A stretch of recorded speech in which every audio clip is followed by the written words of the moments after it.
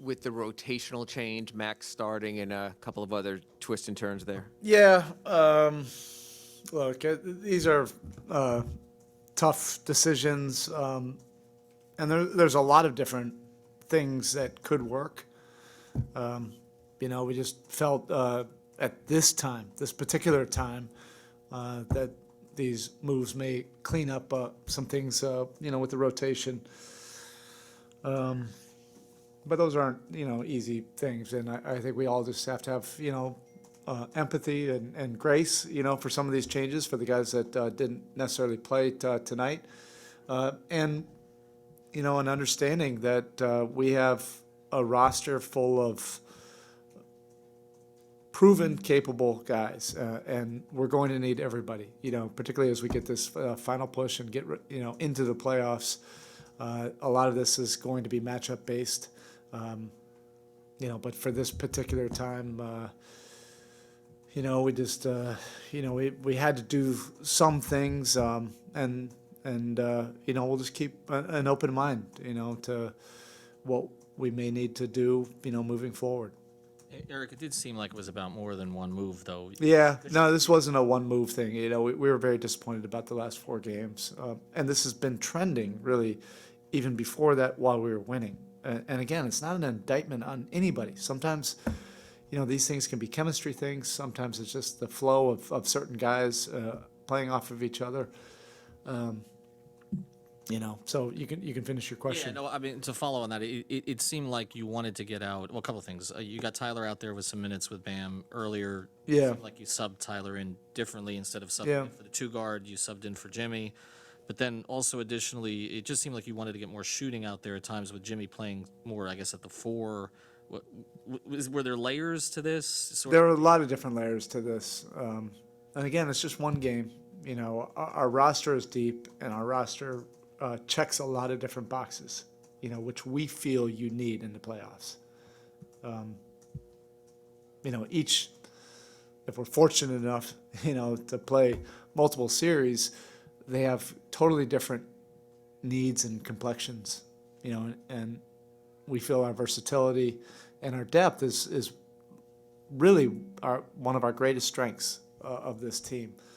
But yeah, we just felt at this time, to be able to maximize the strengths of our, most skilled, most talented offensive players, we felt like these moves made sense right now. But we'll be open-minded, to do whatever's necessary moving forward. You often talk about relief points in games. What about a relief game during a losing streak? Yeah. How nice is it to exhale at least for the moment? Yeah, I think it helps, for everybody. But I don't mind these stretches. They force you, if you approach it the right way, to address things. These are things that we had been feeling for, a few weeks, and it wasn't a matter of a lack of effort or a lack of want or a lack of commitment. There's some things, detail things that we needed to address, and we're going to have to continue to address them and try to get to, another level, a better version. That's what every team is trying to get to, but we're not satisfied where we are right now, to where we want to go. What does it say about how much someone is a hoop head that a day earlier they lose in the Elite Eight to Kansas in Chicago, and the next night they're at your arena, Jim Larinaga, taking in tonight's game? What does that say about him? What an absolute basketball junkie. I love him. I absolutely love him.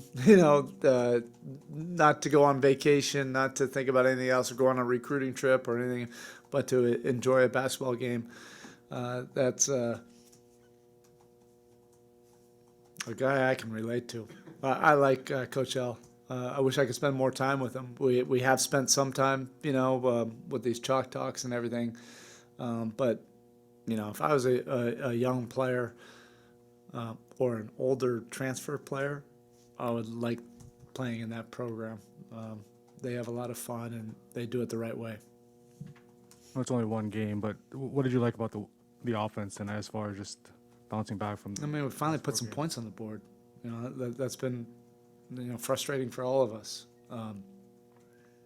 and we need to continue to get better. But the ball and body movement was better. Less holding. We're moving the ball. Guys were able to play to their strengths, but it was less stagnant for sure. Eric, when you're making decisions in the rotation, how much or how important was it to try to get, excuse me, Tyler as much space as possible with shooters around him to Yeah. maximize his ability? I mean, you could say that for A, B, C, and D. I don't need to get into full detail, but you're on the right track there. There's some things that we need to, kind of maximize a little bit more. That certainly helps him. That helps Jimmy. We've seen what Jimmy can do. When he has open spaces to be able to be creative and be able to attack and be able to make plays. I know he had 3 threes tonight. I love that. But he was in a lot of places where he can be successful and effective. But same, for Tyler, and same for Bam, and on down the line. Regardless of the efficiencies and everything, Max and Duncan can do so many of the same things. With that starting unit, do you expect it to, at least offensively, operate and function sure. differently? Yeah, I know what you're thinking. I know what you're asking. I want to be open to it. They are different players, so I want to be open to the possibilities of how it can look differently. They're both really important to our team. And I think it's easy just to put them in the same box.